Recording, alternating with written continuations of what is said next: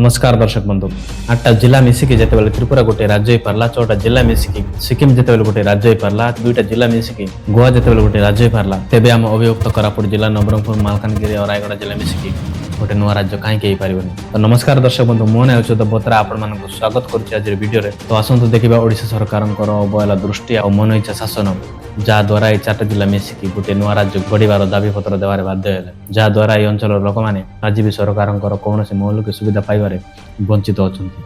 आज देश स्वाधीन होइकी 78 वर्ष होगला।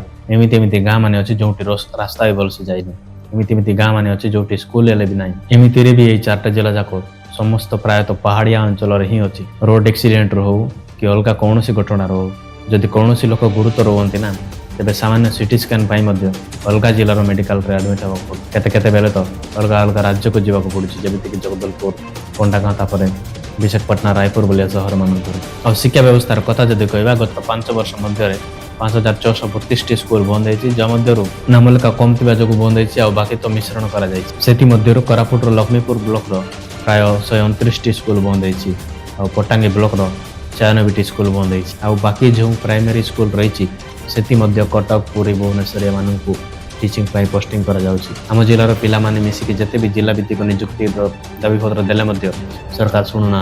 ओडिशा रे एजुकेटेड पिला रोजगार नथिबा जो अलग अलग राज्य को दादन कटबाक जाउछि, किंतु आम सरकार इलेक्शन पाके आसिले सेमानकु केमिति आनिबे ता विषय योजना चलाइबे सिना स्कूल व्यवस्था को कि शिक्षा व्यवस्था को ना हेल्थ केयर सिस्टम केबे ध्यान रखिबे नाही। दर्शक बंधु एटा होछि मोर प्रश्न, आपण माने कोन चाहंती कमेंट माध्यम रे कहंतु।